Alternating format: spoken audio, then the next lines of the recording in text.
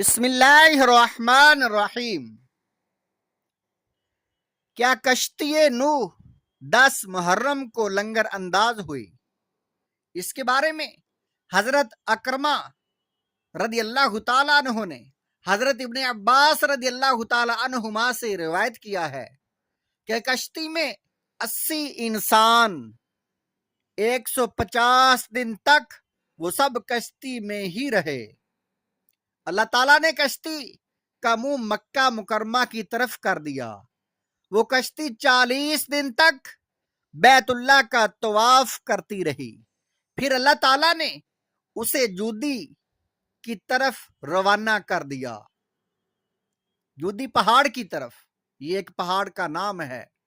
وہاں جا کر وہ ٹھہر گئی۔ حضرت نوح علیہ السلام نے کوے کو بھیجا کہ وہ خشکی کی خبر لائے۔ وہ ایک مردار کو کھانے میں گیا اور دیر لگا دی۔ آپ علیہ السلام نے ایک کبوتر کو بھیجا۔ وہ اپنی چونچ میں زیتون کے درخت کا پتا اور پنجوں میں مٹی لے کر آیا۔ اس سے حضرت نوح علیہ السلام نے یہ اندازہ لگایا کہ پانی سوکھ گیا ہے اور زمین ظاہر ہو گئی ہے۔ آپ علیہ السلام جودی پہاڑ کے نیچے اترے اور وہیں ایک بستی کی بنیاد رکھی۔ ایک دن صبح کو جب لوگ بیدار ہوئے تو ہر شخص کی زبان بدلی ہوئی تھی۔ وہ اس قسم کی زبانیں بول رہے تھے، اس قسم کی زبانیں بول رہے تھے۔ ان میں سب سے بہتر زبان عربی تھی اور کوئی شخص دوسرے کا کلام سمجھ نہیں رہا تھا۔ اللہ تعالیٰ نے حضرت نوح علیہ السلام کو وہ سب زبانیں سکھا دیں اور آپ علیہ السلام ہر ایک کو دوسرے کا مطلب سمجھا رہے تھے۔ یہ واقعہ تفسیر امام ابن ابی حاتم جلد نمبر 6 صفحہ نمبر 2037 پر ہے۔ 10 محرم کو کشتی لنگر انداز ہوئی۔ امام ابن جریر نے اپنی سند کے ساتھ یہ روایت کیا ہے کہ رسول اللہ صلی اللہ تعالی علیہ وآلہ وسلم نے ارشاد فرمایا،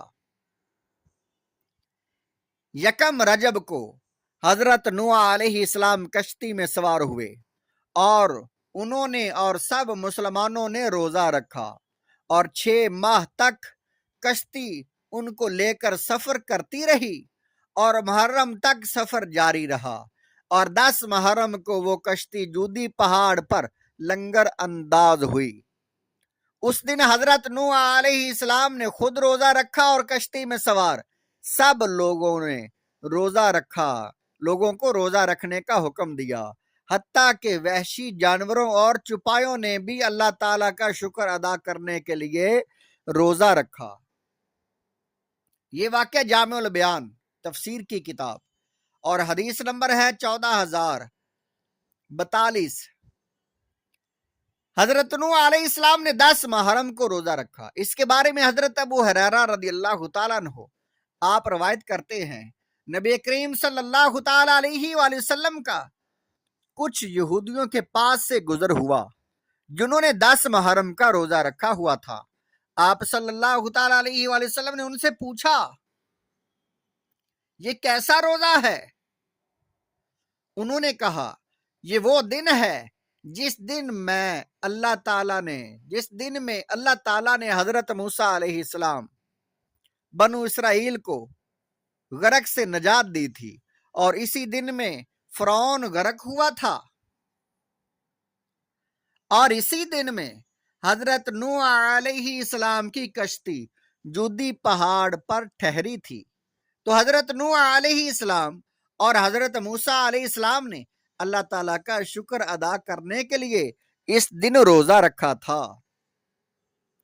تب نبی کریم صلی اللہ تعالی علیہ وآلہ وسلم آپ نے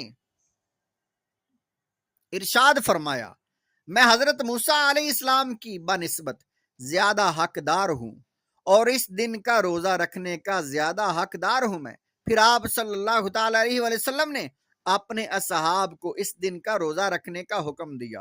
یہ حدیث پاک مسند امام احمد جلد نمبر 2 صفحہ نمبر 360 پر ہے۔